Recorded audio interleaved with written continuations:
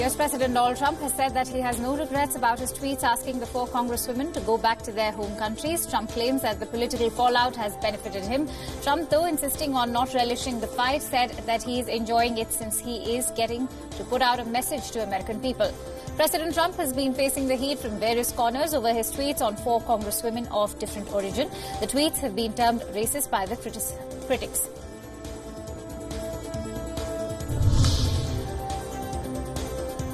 The United States administration on Wednesday informed that it was removing Turkey from the F-35 fighter jet program. The move follows Turkey receiving the S-400 missile components from Russia last week.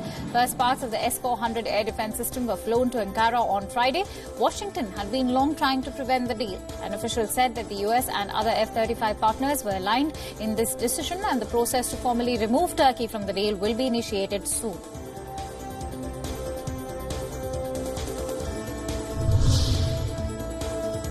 At least 2 people, including a Turkish diplomat, were shot dead on Wednesday in a rare attack at the capital of Iraq's Kurdish region. A gunman opened fire at a restaurant in Erbil, where the Turkish diplomats were dining. The gunman then fled in a car driven by an accomplice. This attack comes weeks after Turkey launched a new military offensive against Kurdish separatist militants based in northern Iraq.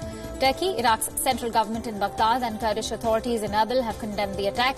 There has been no immediate claim of responsibility, while the search for attackers is on.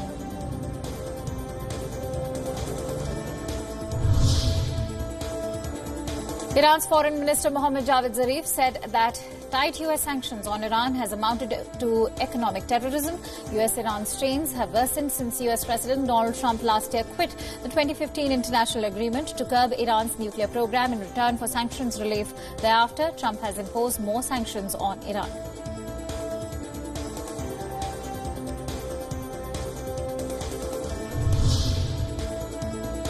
Britain has defended its decision to send warship to the Gulf. Britain has now said that it is to protect its interests and ensure freedom of navigation after tensions with Iran.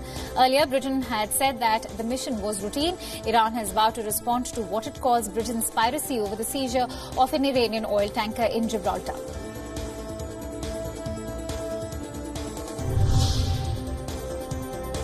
UK's Prime Ministerial hopeful Boris Johnson has said that he believes great trade deals could be struck by UK with both the US and the European Union. Speaking on a TV show, Johnson added that he wanted the UK to leave a post-Brexit implementation period before the next general elections. The country is scheduled to go to vote in 2022. The Conservative Party candidate also ruled out the possibility of any deal with former UK Independent Party leader Nigel Farage's Brexit party.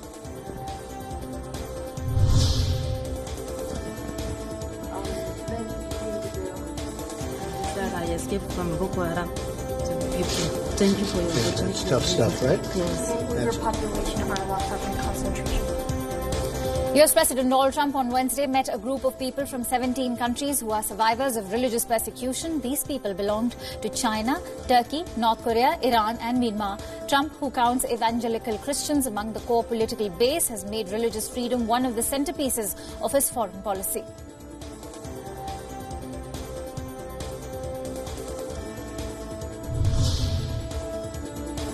Nobel Peace Prize winner Nadia Murad has made an emotional appeal to US President Donald Trump about the sufferings of Yazidis. She was attending an event at the White House. The president has promised to look into the matter very strongly. Trump was hosting survivors of the religious persecution at the Oval Office.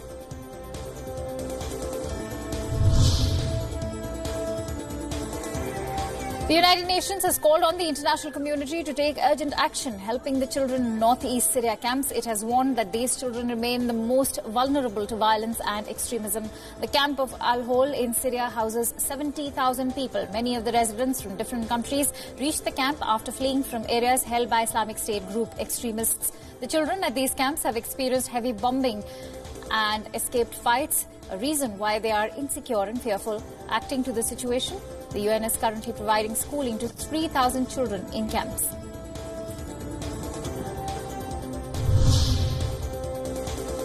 The Moscow District Court is expected to extend the detention of 24 Ukrainian sailors by the Russian Navy. The Russian Navy captures the sailors and 3 vessels in the Kerch Strait last November. Moscow accused them of illegally entering Russian waters. Officials at Kiev have completely denied these claims. The United States and European Union have urged Russia to release the sailors. Earlier, Russian President Vladimir Putin had said that the fate of the sailors depended on the release of Russian citizens held in Ukraine.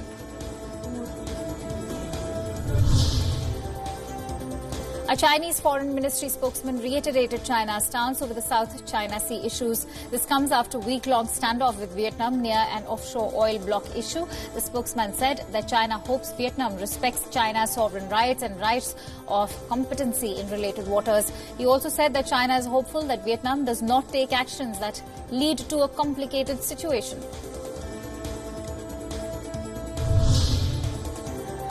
India has said that it will identify and deport illegal immigrants from across the country. Critics say this move could stoke religious tension and further alienate minority Muslims. An exercise to identify immigrants from Muslim-majority Bangladesh has already been going on. Home Minister Amit Shah has said that the government will not limit it to Assam, but crack down on illegal immigration across India.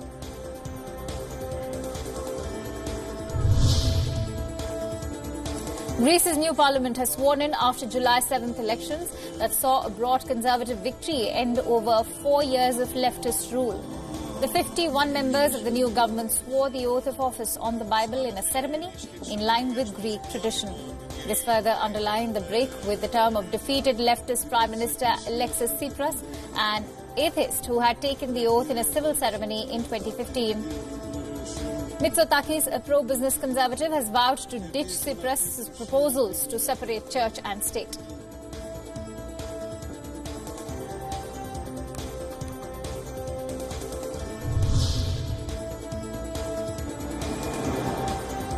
In one of its first acts, Ukrainian President Volodymyr Zelensky addressed the people in Ukraine's mostly Russian-speaking Donbas region by switching from Ukrainian to Russian. This move sends a message of inclusion to people in the mainly separatist-controlled Donbas region. It offers a faint glimmer of hope in a conflict that has claimed 13,000 lives and shows no sign of resolution.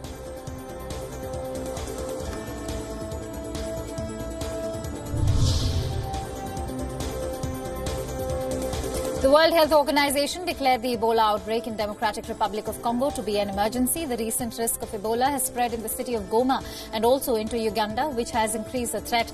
The WHO chief said he is following recommendations of an international committee of experts, which stresses on no restrictions on travel or trade, no entry, screening of passengers at ports or airports outside the region immediately affected is also being followed. The current outbreak of Ebola killed more than 1,600 people in Congo.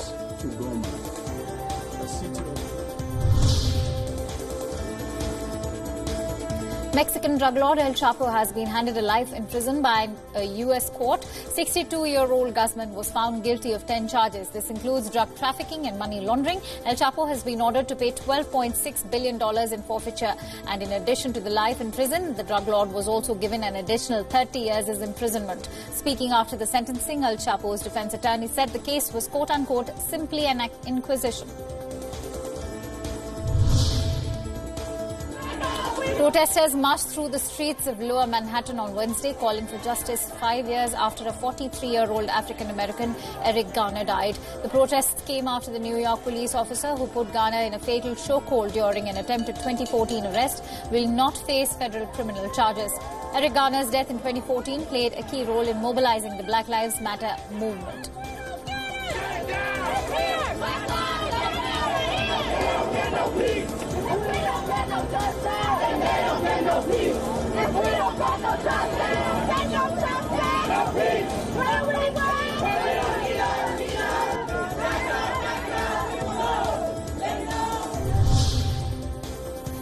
Hundreds of protesters gathered in the Puerto Rico capital, San Juan, on Wednesday, demanding the governor to resign. Protesters chanted slogans peppered with expletives and held signs to show their anger towards the governor, Ricardo Rossello. This was after his former education secretary was arrested and accused of steering millions in improper contracts to politically connected contractors. The island country has been mired in crisis and is struggling to emerge from a debt-driven financial failure and receives federal funding to help whole recovery from the devastating Hurricane Maria.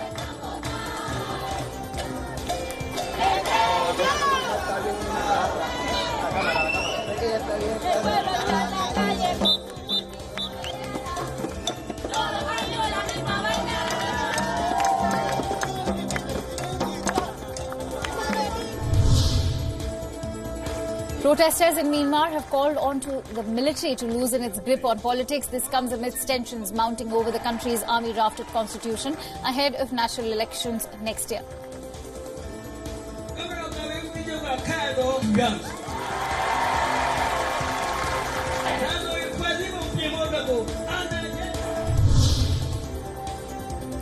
Hawaii police began arresting the protesters at the base of the dormant Mauna Kea volcano on Wednesday. This was the third day of protests by hundreds of people opposing to the construction of a massive telescope on land that native Hawaiians consider sacred. Construction of the 30-meter telescope on the summit of the Mauna Kea has prompted protests and legal challenges since its approval in 2017. While astronomers consider the summit one of the world's best places to view the cosmos, natives say it would disturb the holy grounds.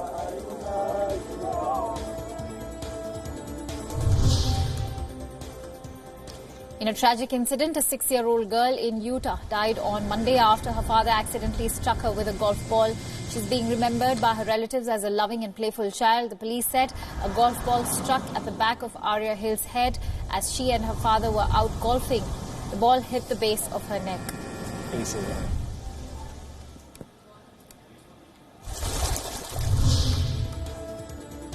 Brazilian President Jair Bolsonaro called for a change of era, saying that each country in South America should be autonomous and great. He drew reference to Trump's campaign of making America great again. Bolsonaro said that apart from Brazil, his goal is to make Paraguay, Argentina, Bolivia great and Uruguay great again. The presidents from all these South American countries are meeting in Argentina to work on modernizing the trading bloc, immigration and gender issues.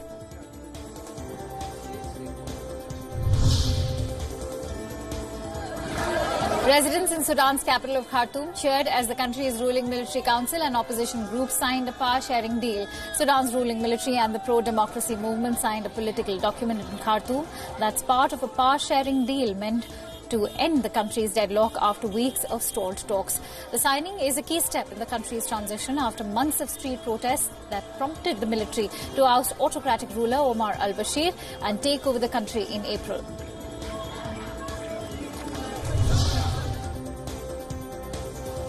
Yesterday marked the 5-year anniversary of the M17 tragedy. The relatives of the victims commemorated the incident in Kuala Lumpur by lighting candles and observing a minute of silence.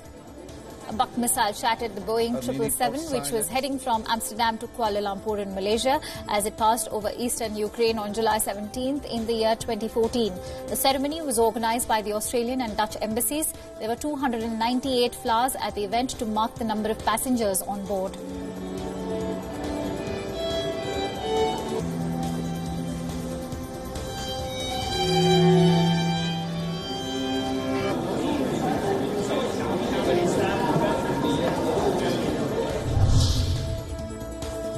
The G7 ministers in a meeting on Wednesday agreed on the need to confront the emergence of digital currencies. This was following Facebook's plans to launch Libra digital coin. A source said that there was a very large consensus on the need to act quickly. There was also unanimous agreement on the need for minimum corporate taxation. Facebook's plan of launching a digital coin has met with a chorus from various sectors, saying it must respect anti-money laundering rules and ensure security of transactions and user data. 25 years after the AMIA bombings at the headquarters of the Jewish Center in Buenos Aires, 3 commemorative murals were unveiled at the adjacent hospitals where victims of the bombings were treated. A bomb blew up at the headquarters on July 18th in 1994, killing 85 people. This was the most serious attack in the Argentine history. Entangled in geopolitical issues and a judicial tangle, the attacks still remain unpunished. Taiwan has moved thousands of people to safety as the island braced for its first typhoon this year. Airlines cancelled domestic flights and authorities issued warnings about floods and high seas. Typhoon is expected to hit the eastern county of Yilan later today. More than 2,000 people have been moved to safety, most of them being tourists. Troops have been put on standby in some areas amid fears of heavy rain, which can trigger landslides and flooding.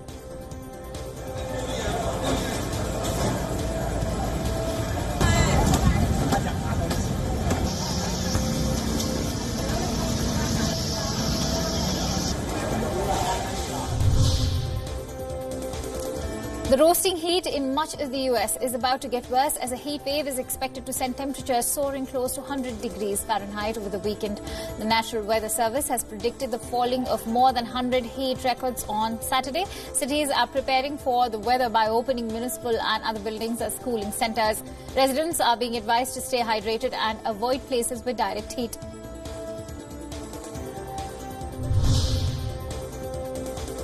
A small plane made an emergency landing in the shallow waters of a beach in Maryland. Police say that they received a distress call from the plane, which was 1 mile away from the shore when it experienced engine failure. Authorities say one person on board the aircraft was evaluated by paramedics and released.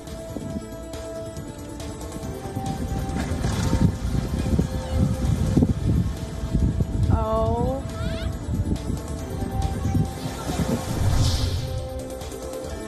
An animal rescue group wants your help in caring for nearly 100 baby snow egrets and black-crowned night herons. The group have also rescued 17 eggs from the tree that fell in Oakland. Unfortunately, 20 birds died when the tree fell. Wildlife protection groups are working to get the egrets and herons to nest in Oakland's Lake Merritt, where there are more sturdy trees and not as much concrete.